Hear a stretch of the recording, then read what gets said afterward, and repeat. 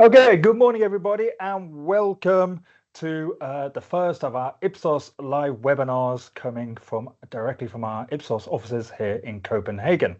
It's our first webinar of 2026, so we're really great to start the year with you. We're trying to make coffee and great webinars a good thing this year. So I hope you grab yourself a cup of whatever's your favorite Joe or your favorite beverage for the day, and you can join us today on today's webinar. And my name is Nick Adams. I'm a Chief Client Director here at Ipsos, and I am going to be hosting today's webinar for you all, and I'm going to be joined by one of our very special guests, Morten Stair, who is in our brilliant creative excellence team. I almost want to call you Morten Star, because thank you very much, Nick. One of the stars of our team here. You can just call me that. That's Mr. Star, yes, very nice. Very nice to have you with us. Welcome to the studio. Quick warm-up question. Hit me. What number coffee are you on today? Oh, coffee. Number 3, actually. Number 3. Okay, you're one ahead of me. I think it's been a good early start to the morning, but welcome everybody. Morten is going to talk to us about creative excellence. He's going to talk to us about creative effectiveness and how we can use human insights and artificial insights, or AI, to spark literally creative effectiveness. Before we go ahead, we will please ask any questions, put them into the Q&A, and we will answer them. I'll try and pick up those live in the studio, and we can ask them to Morten along the way if it makes sense. Otherwise, we'll also do a big Q&A session at the end. But I also have a first question for you in the audience. If you could write in the chat, what is great creativity, or what does creativity mean to you? So please feel free to put your words in there, and we'll come back to that a little bit through the presentation. But Morten, great to have you with us. Thank you. Please take us through how Ipsos combines HI and AI. I will do my best, Nick. Thank you very much. And welcome to this webinar, everybody. My name is Morten, and I am Associate Director here at Ipsos with Creative Excellence. We tend to say that we know everything about creativity. So let me take you through what we know about that, and also how we can leverage everything we know about effectiveness from the human truth, and how we can combine that with the new AI technology to allow you out there, to expand your portfolio knowledge of how you're faring. So let's hit it off, and let's go a few years back to 2017.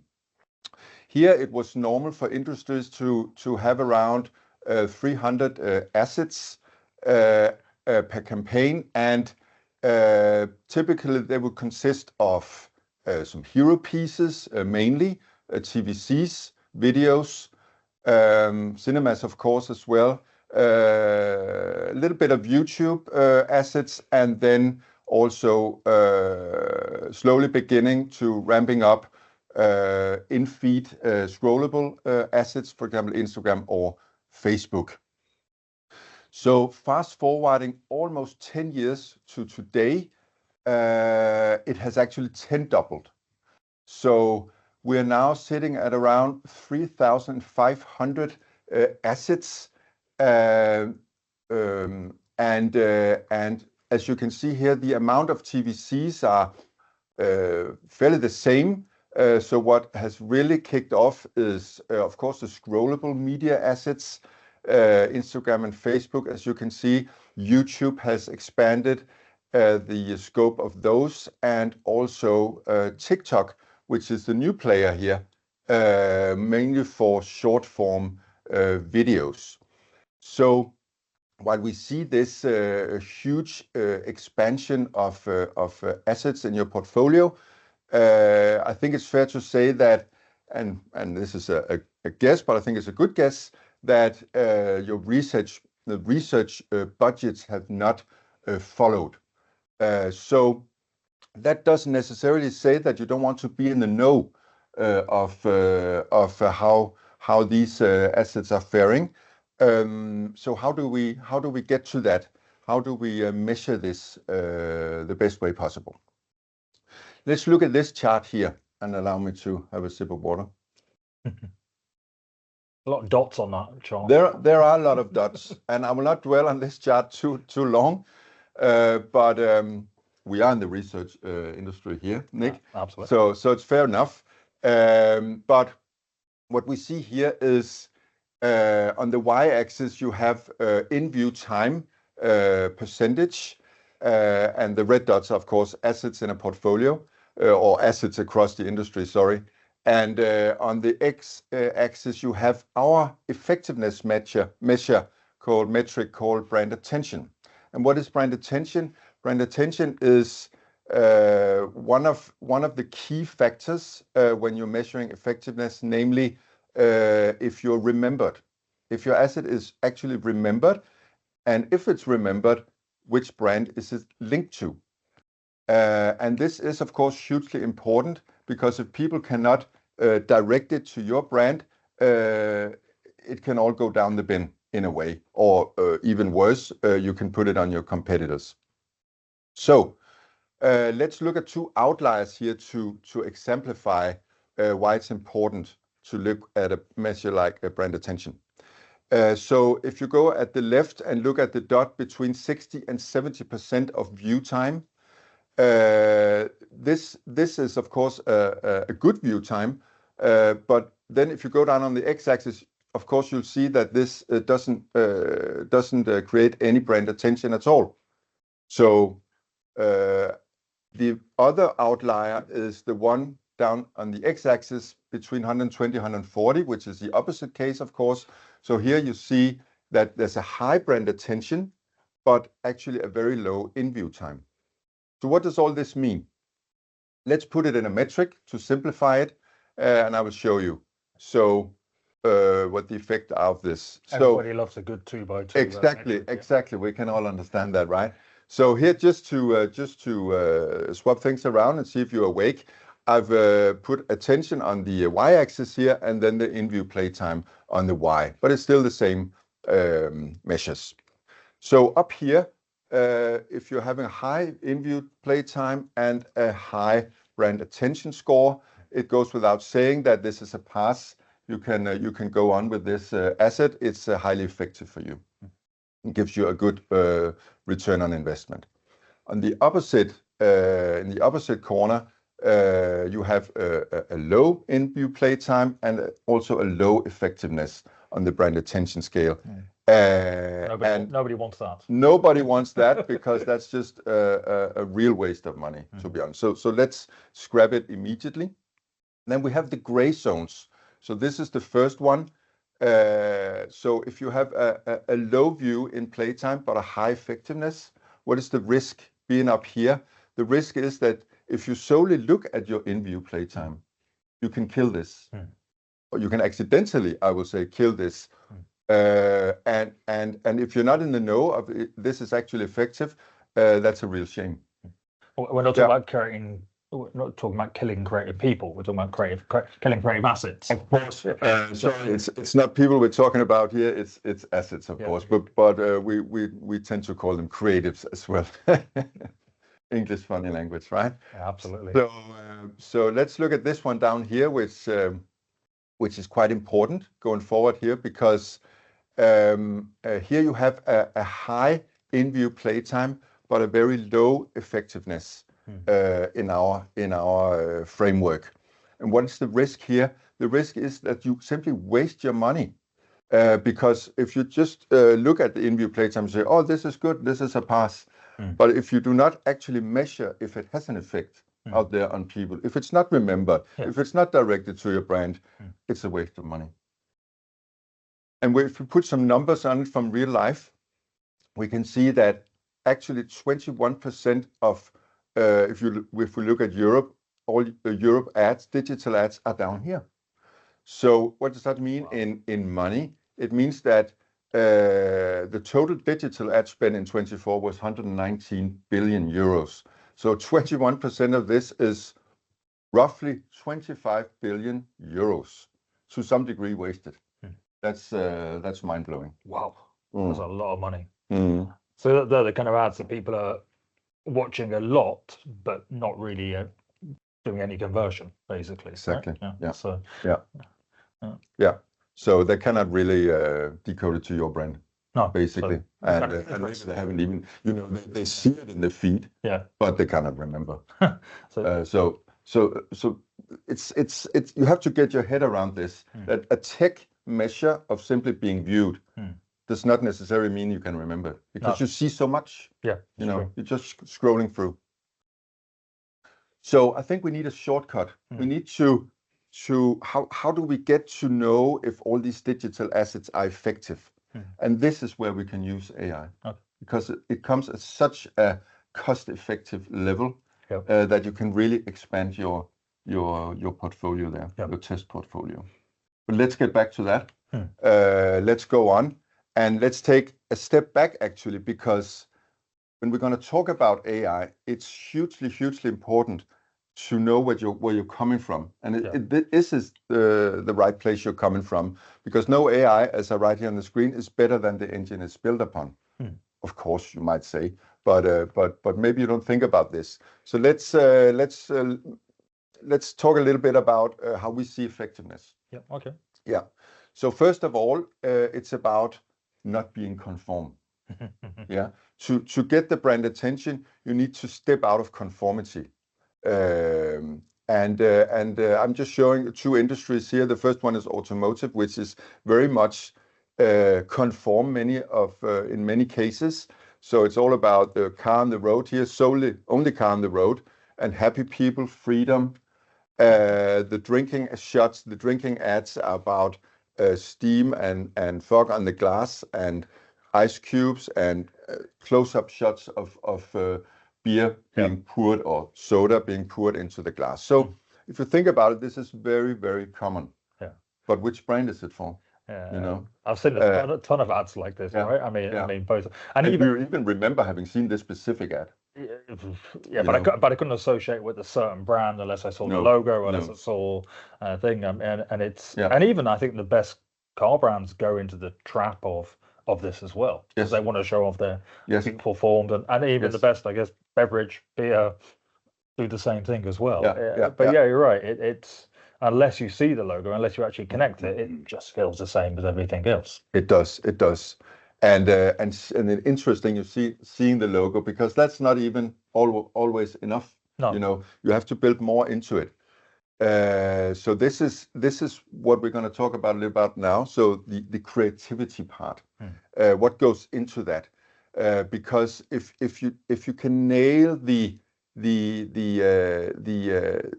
thing of stepping out of conformity, being different, being more effective, you have a chance of building a brand attention better of 21%. Wow. Yeah. So it's quite important. And why is creativity important? So look at this guy. This is our good friend, I'll say. I'd hope that he know it, where he is. So it's David Bowie.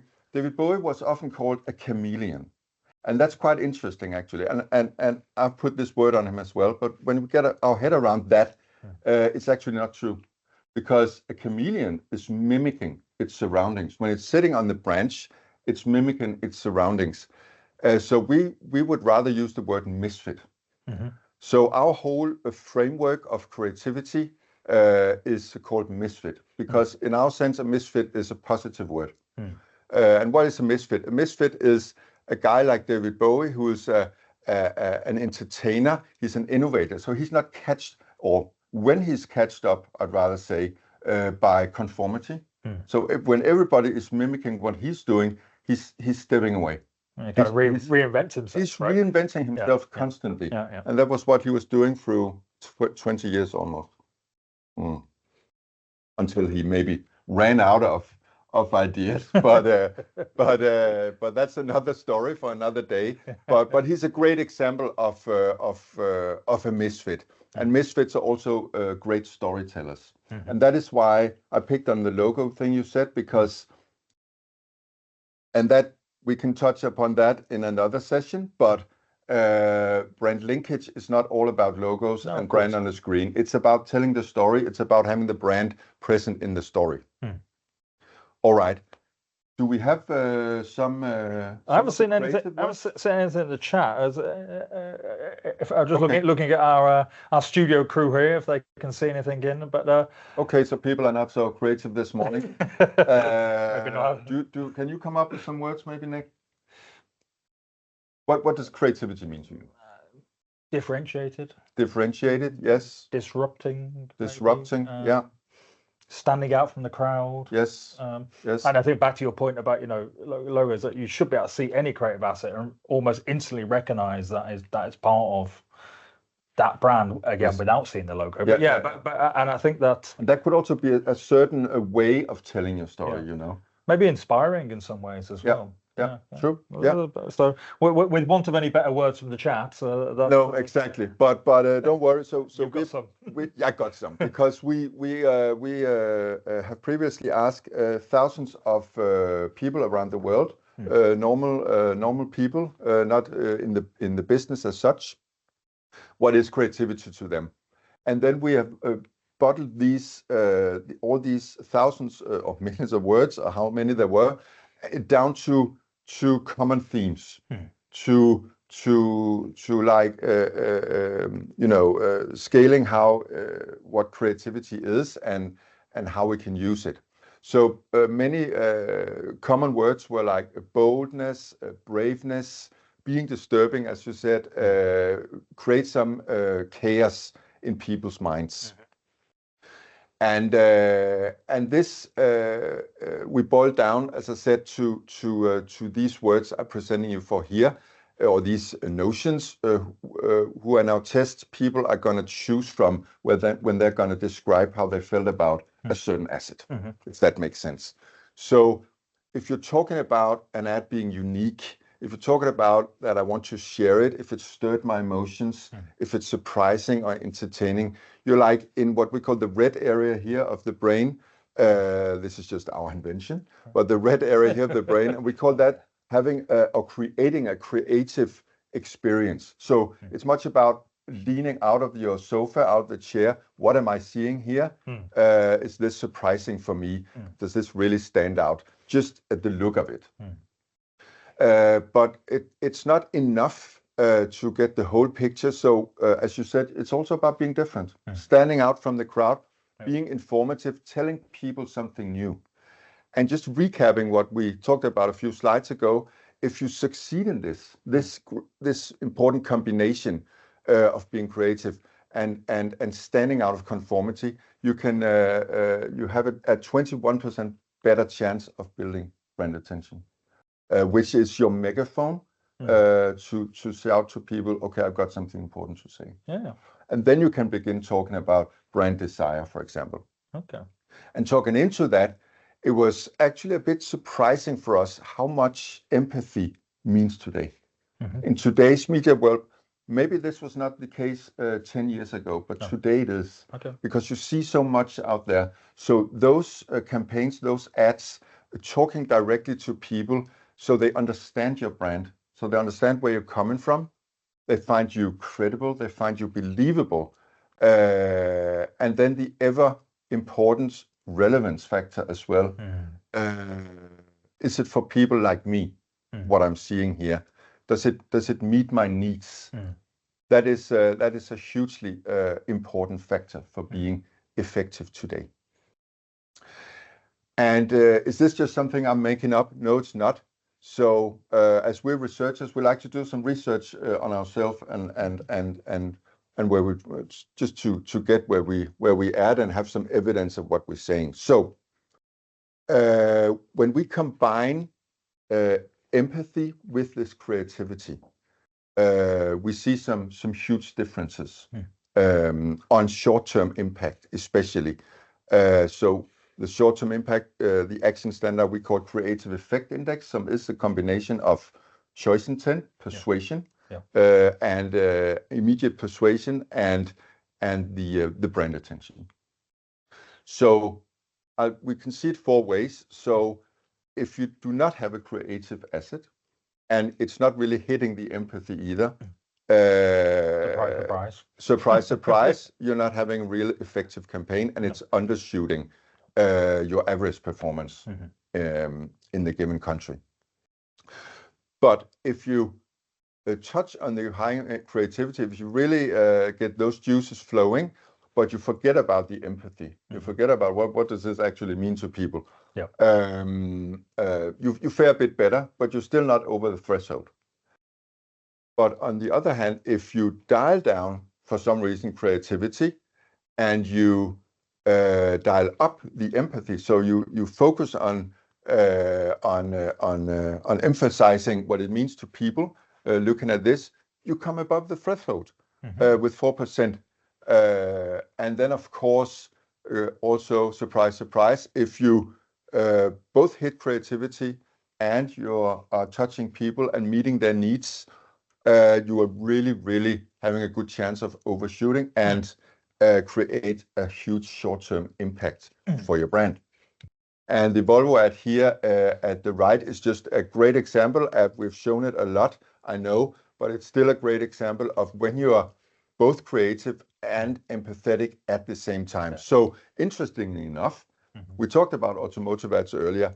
This also shows a Volvo car on the road, but it tells the good story as well. It tells a good story about parents getting tired, picking up diapers late at night, and have the chance of driving off the road.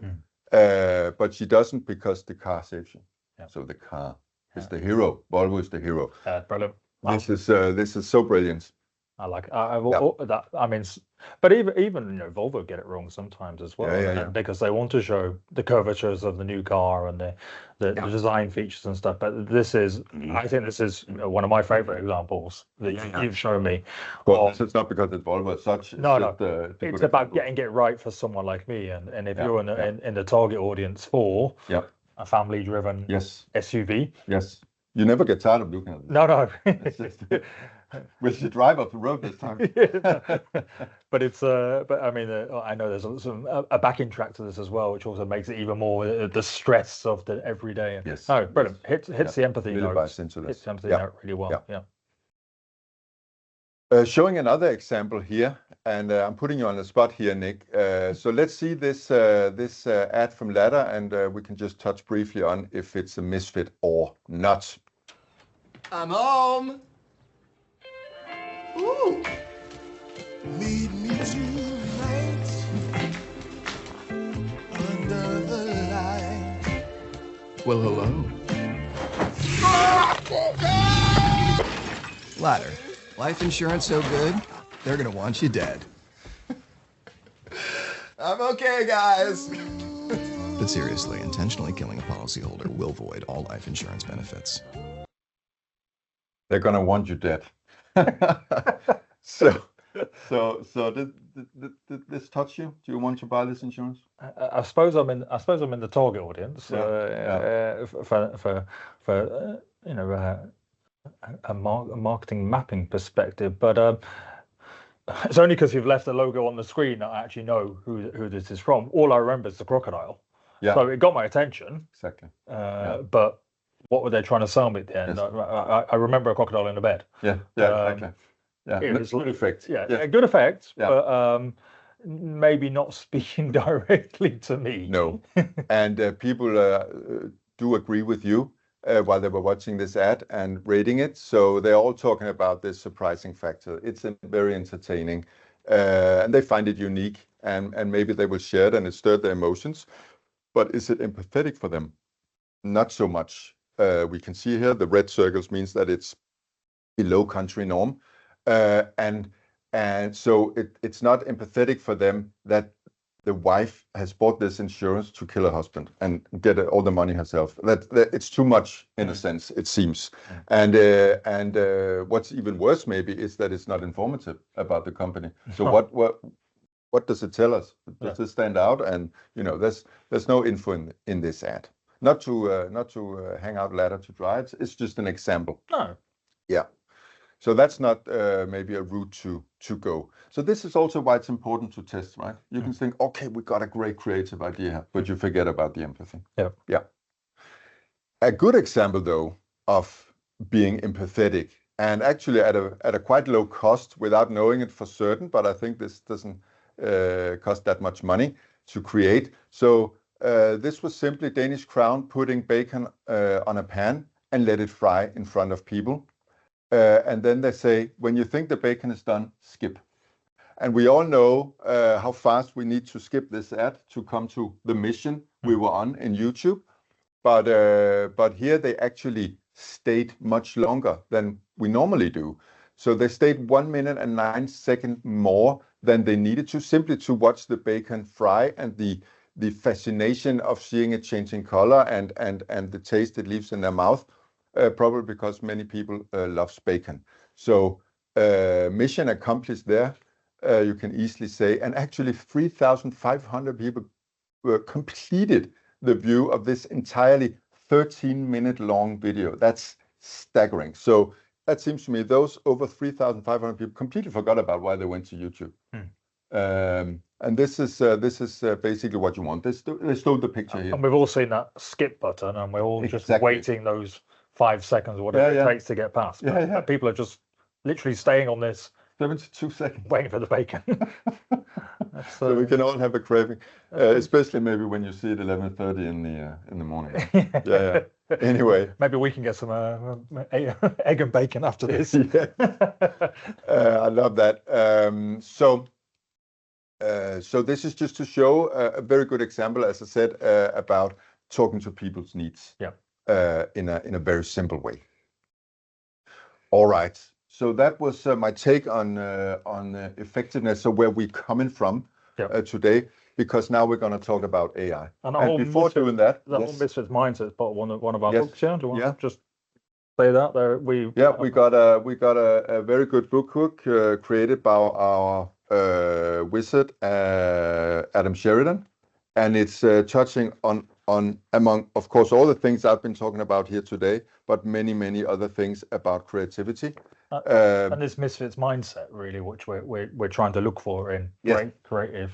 Yes, we call that's our framework of being creative effective. Yeah.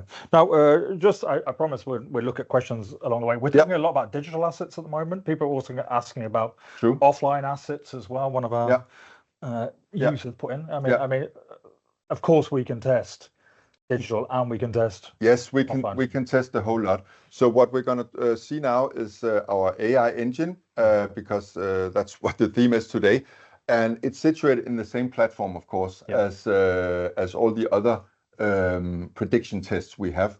So they're all in the Creative Spark family. So we can test Creative Spark for TV or video.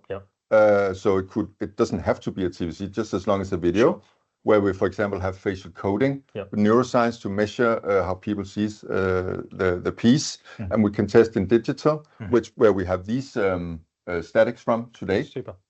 And then we can also test at a very early stage in that suite. But those are different tools, but just to say that it's all in the same family. So it's all building on the same foundation of what we know about effectiveness. Okay. Yeah. Okay. That answers the question. I think it did. Yep. Hopefully. Please keep your questions coming in, folks. We'll ask lots more at the end. Okay.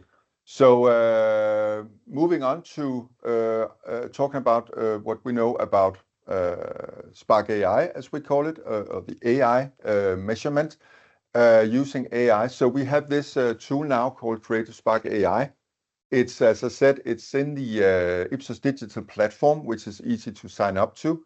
And here you can go in yourself and you can go ahead and test at a very low amount.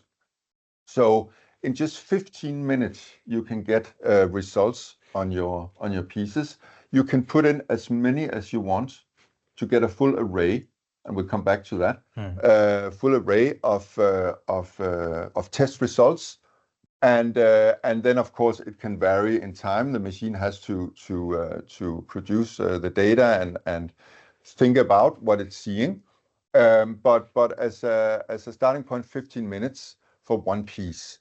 And as is, we can test videos in all forms. We can test in-feed ads. We can test short-form videos for TikTok and YouTube edits as well, of course.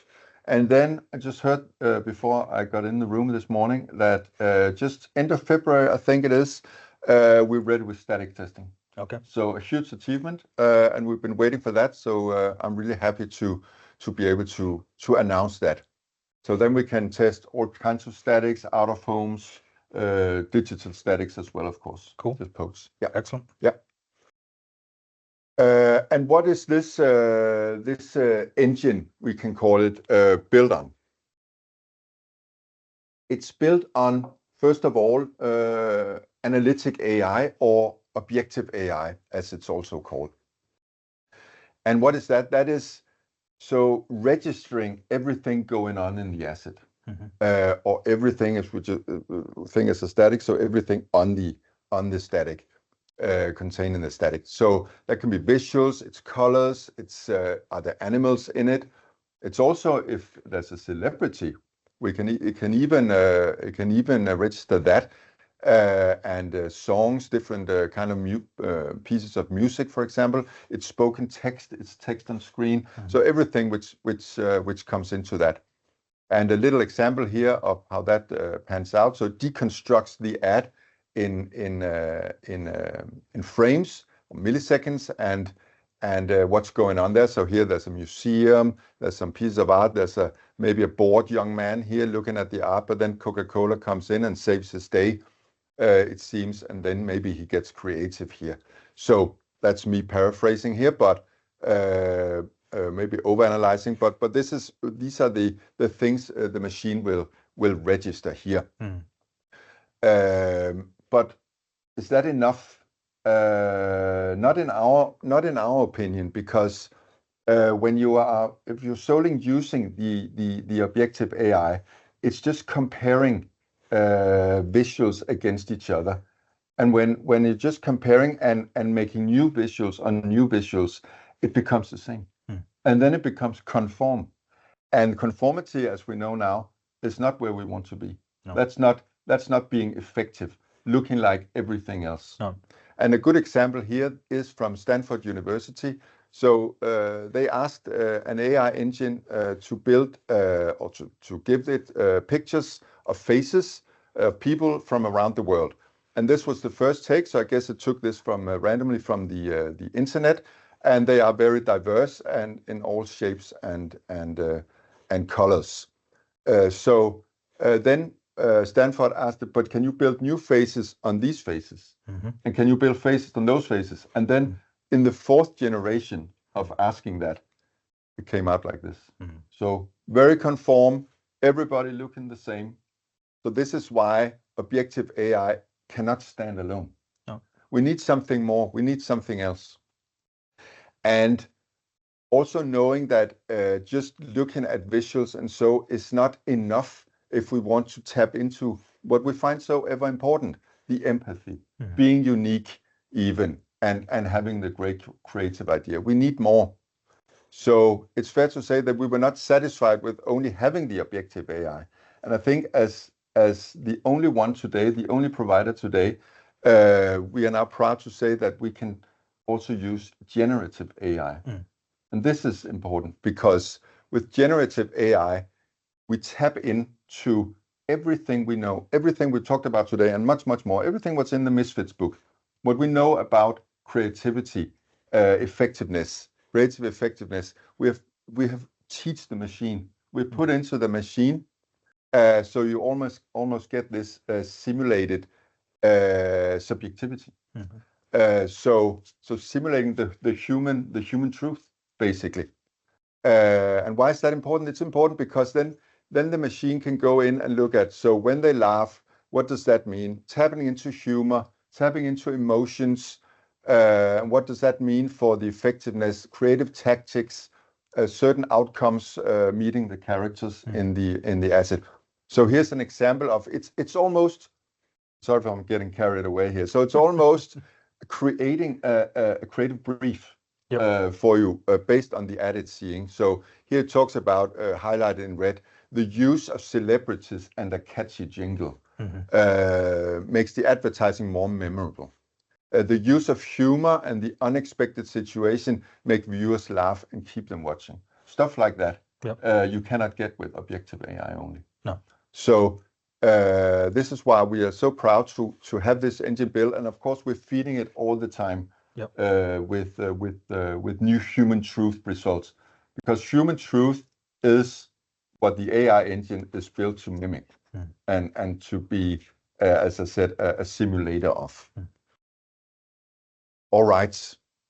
But we were not satisfied, and we could not put this out on the market before we had the correlation right. So we can say with proudness that we have at least a correlation of 78% of our action standard creative effect and creative effect index.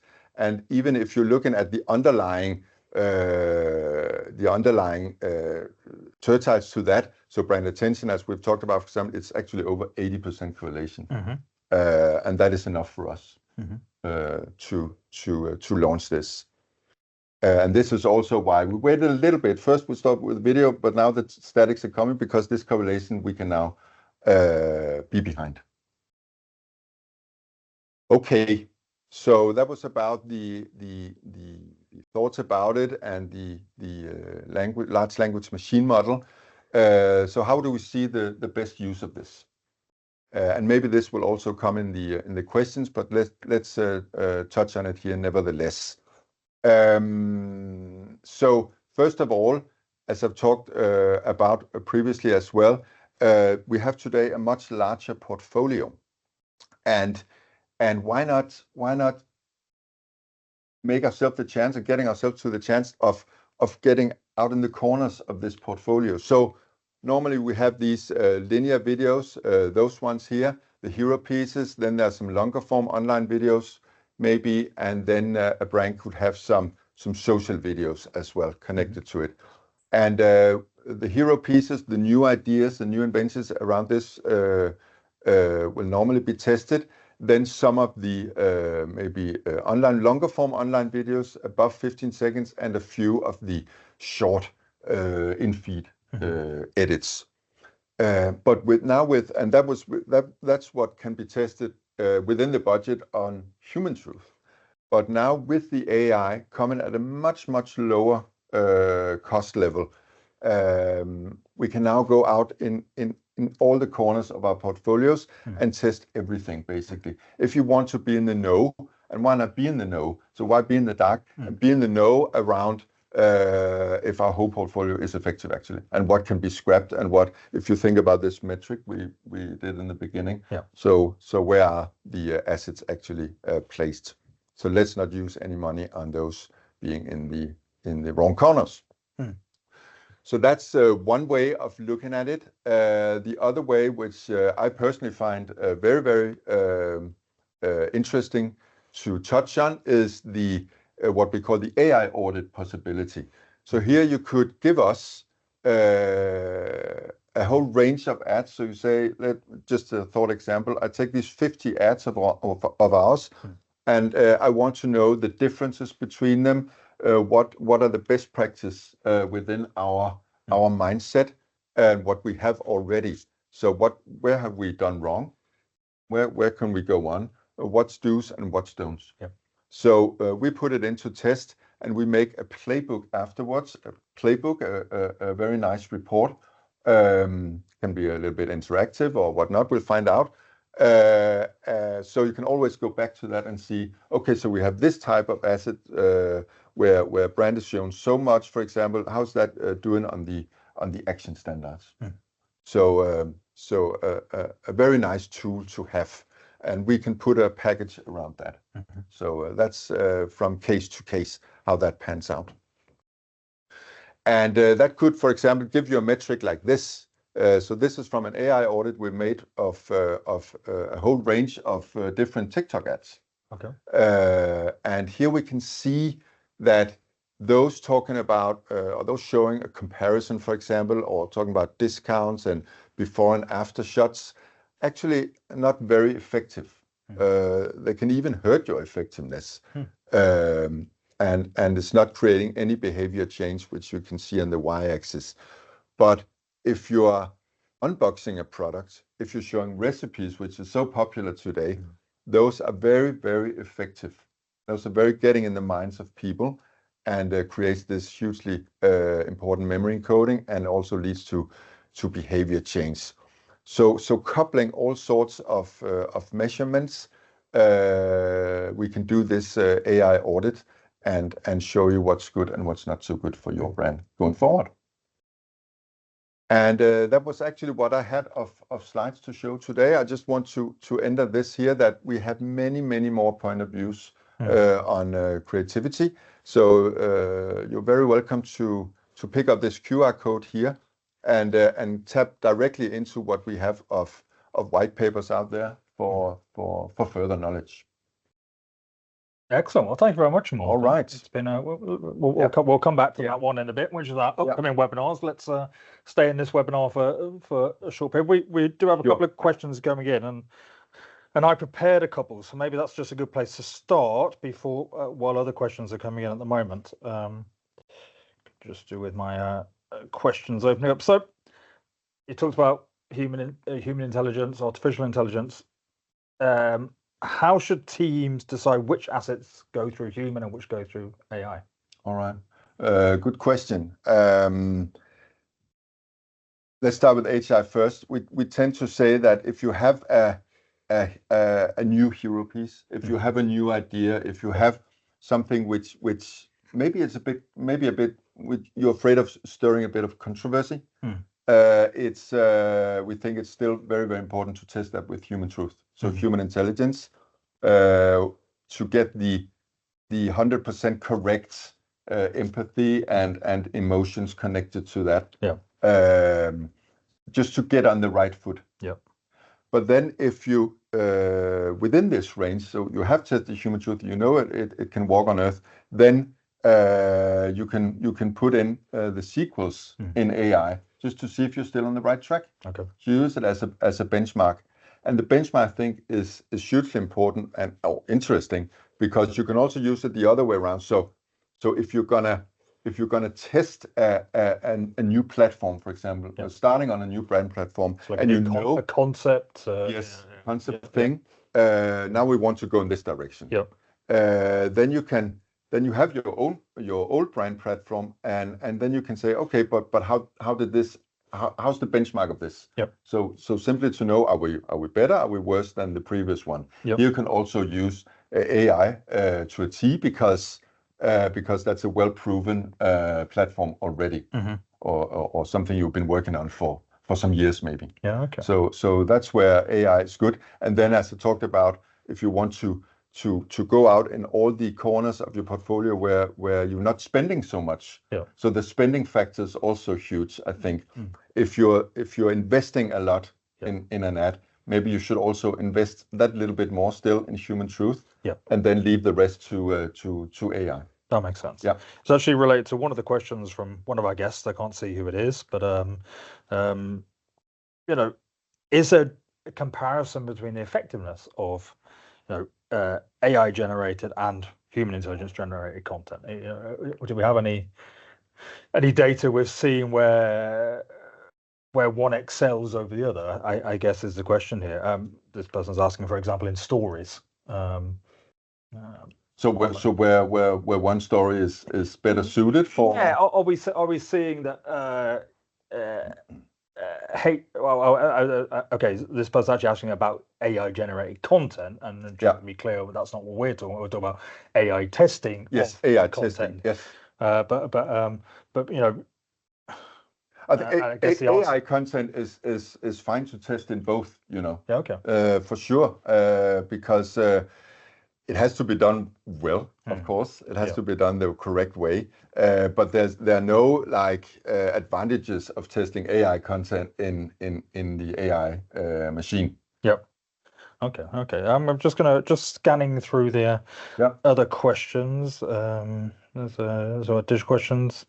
Okay, this is interesting. This is a question similar to mine. So, as more brands and agencies use AI or tools like this, is there a danger of assets becoming too similar? I actually had a similar question about conformity, right? Yes, exactly. We actually talked about that. Yes. So here it's just so important that if you're using the AI tool, I think humans can easily pick this out Yeah. and say, okay, but that just looked like everything else, and then it's not unique. Hmm. But that's why we have invented this generative AI to look through this. Yeah. So don't be afraid of that. Yeah, and maybe one of my questions is actually about misconception, and maybe that's the thing as well. We're not talking about we are using AI to create material. We're using AI to evaluate material. Yes, yeah, exactly. to evaluate the creative effectiveness. So, real practical stuff. What's this look like in practice? How Yes. you mentioned 15 Good minutes point. before. Good point. If I'm saying, right, Morten, I've got this big new campaign. Yeah. I want to test before we go into market, before we start creating lots of assets. Yeah. Where should we start? Yeah. Then I would not start with AI. Just pinpointing that. We can help with all ranges of your creativity. So we can start early stage. We love to start early stage because when you're starting early stage testing, so getting up the right foot very early before you go into production, we have some different methodology for that. We can come back to that in another session. But call us and we can talk about it as well. Yeah. And then we will always tell you that that's a good idea. And why is it a good idea to start early? Because then you can save money in the long run. Yeah. Instead of maybe testing finished version because they're not working properly and people don't like them, get off the right foot, see what people think of the idea. Yeah.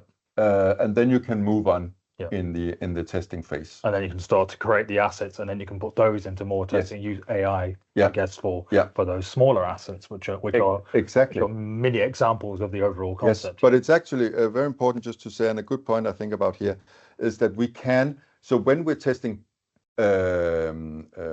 pre-testing, when we're doing pre-testing of ideas and ads, it's very common to test an animatic, an animatic mimicking the final idea. Yeah. And this we can also do in AI with AI. Super. So, for example, it can also be used as a screening tool, which is a very cost-efficient way of doing this as well with AI. So you can screen several ideas and holding them up against each other on an animatic stage. Okay. Not rough. No. Edit, but animatic mimicking the idea. Okay. Yeah, it can easily depict that. And I think back to that question that somebody asked earlier about, I mean, I guess this works for everything. Videos, static, real, in a moment, stories, yes. display, ads, social. I mean, we can use the tools we've got and our human intelligence to basically test anything. Yes. And make sure, I suppose, that empathy is central to the advertising and the communications we're doing. Yes. I think that's so key. Very much so. So I can imagine there's some creative teams out there at the moment going, are we going to get, marginalized by all this testing and things? But what's your advice to? I mean, if there's, it's not our mission. It's not our mission that we harness we harness creativity. We love creativity, so we just want to help. And we just want you to be mostly effective. And I think everybody is interested in that. Agencies are clients, so don't be afraid of that. We have many good examples of. We work with a number of agencies today as well. We do. Yeah. So really, you're seeing like a partnership between a brand out there. Yes, we'd love that. We'd love to be seen as a third partner of creativity. Yes. And not come in the 11th hour and kill the idea. And in fact, the opposite. We hate that. Come in the first hour and help. Exactly. That's why early stage is also a good idea. And then AI eventually down the road. Fantastic. No, but I think so. If someone wants to get started on this, so they want to do it, what would be your advice for kicking off? Call us, call me, call my colleagues, write us a mail. You can see it here on the screen. My phone number and mail is here, and then we can talk about how to get started. So if we are going to talk about AI, maybe many have worked with us on the things we're talking about here for human truth. But if you want to get started on AI truth, we could set up a small workshop. We could do it in 1 hour. Then we can set up the test together, so you see how easily it is. I've done that a few times. We put it into test. We can maybe look at some already done tests we are allowed to show, so you can see what you get out of it. And then when we've been through that, your test results are ready. So that's a fun, practical way of doing it. Yeah, and as I understood it, I'm relatively new to Ipsos, but some of these events where we're actually doing the testing live is is an amazing experience when It you're is. developing creative material, you're developing assets, and you're developing things for your brand. Yes. It's a real well done where we are Yeah. happy to get Yeah, involved. it is. It is, and it's such a fun experience for me and my colleagues as well to say, okay, so we have this ad and we put it in, and then you just confirm in the mail, and then you just wait 15 minutes. And, oh, it's there. We have the results. Wow. And then you get a little bit sweaty hands, and so what we're going to look at now. So you have to prepare for that, of course. That's fun. Yeah. Fantastic. Well, thank you very much, Morten. Thank you. Anyone else got any more questions? As I say, Morten has put his email address and telephone number on the screen. So I have. So Don't be shy. your fans from around the world will be able to get in touch and ask you any questions directly, or give you a call. Let's just again, thank you very much for joining us for our first live webinar of the year. Thank you for having me. Just to talk about what is coming up. So this was today, 29th of January, Misfits and the Machine with Morten. Our next webinar is on 26th of February. I'm going to be joined by my brilliant innovation colleagues. We're going to talk about cracking the code of concept success, how we're using concept learning agents to reshape concept. So a similar theme to today, but more in the world of innovation. I'd also like to highlight a business marketing event coming up on 5th of March. That is together with the Danish Marketing Association, Dansk Markedsføring, and A great day, a fun day. yeah. You on the stage that day, Nick? I'm not on the stage that day, but Okay. I know one of your colleagues is. Okay. Yes. Yes. Sarah. Yes. Yeah, Yes. Sarah's gonna Looking be- forward to that. Yeah. That should be a really good event. Sign up. I'll show you a screen in a minute with a QR code. And then we have other webinars coming up later this first half of the year, including our first big Ipsos live event on 28th of May, which more details will be coming out soon. If we could just show the next one, I'll just put a couple more on the two that are coming up. There's Sarah in the Business and Marketing event on the 5th of March, and the next webinar at the end of February. So do feel free to join us. There's a QR code if you want to grab it. If you're on the mailing list, you'll be getting a copy of these anyway. But from us, from Ipsos, we'll give you a few minutes back to grab another cup of coffee. Morten, your fourth for the day, maybe. Or maybe a good glass of water after this fantastic presentation. But Thank you. thank you very much, everybody out there, and take care.